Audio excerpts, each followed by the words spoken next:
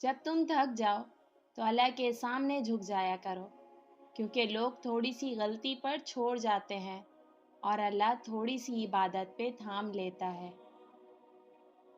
اللہ تعالیٰ اپنے بندے کی تڑپ کبھی ضائع نہیں ہونے دیتا۔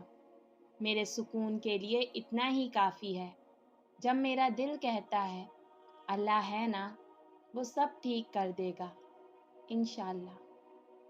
نہ ہی آپ کے رب نے آپ کو چھوڑا اور نہ ہی دشمنی اختیار کی، اور آپ کا آنے والا دور آپ کے گزرے ہوئے دور سے بہتر ہوگا، اور ان قریب آپ کا رب آپ کو اتنا کچھ عطا فرمائے گا کہ آپ خوش ہو جائیں گے۔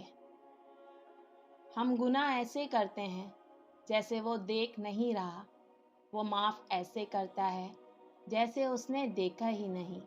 سبحان اللہ۔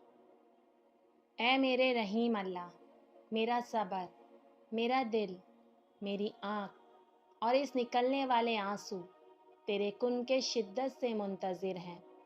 اللہ پاک میری آزمائش ختم کر کے میرے لیے رحمت کے ایسے دروازے کھول دے جس کی وسعت مجھے حیران کر دے کہ اگلی بار جب میری آنکھ سے آنسو نکلے تو وہ آنسو خوشی کے ہوں۔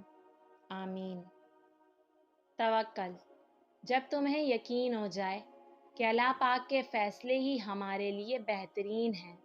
صبر کی حقیقت تو یہ ہے کہ جو ہوا اللہ کی مرضی سے ہوا، اور آگے بھی جو ہوگا اللہ کی مرضی سے ہوگا۔ شکر، حالات جیسے بھی ہوں ہر وقت بس شکر ادا کرنا چاہیے۔ مایوس وہ ہوتا ہے جو اللہ پاک پر یقین نہیں رکھتا، اور محروم وہ ہوتا ہے جو اللہ پاک کا شکر ادا نہیں کرتا۔ ہر دعا کے قبول ہونے کا مقررہ وقت ہوتا ہے، اور اس وقت تک صبر، توکل اور دعا کرنا ہماری آزمائش۔ وہ جو پتھر میں کیڑوں کو پال سکتا ہے وہی کوئی رستہ نکال سکتا ہے۔ وہ جو کن فیکون کا مالک ہے ایک وہی یہ مصیبت ٹال سکتا ہے۔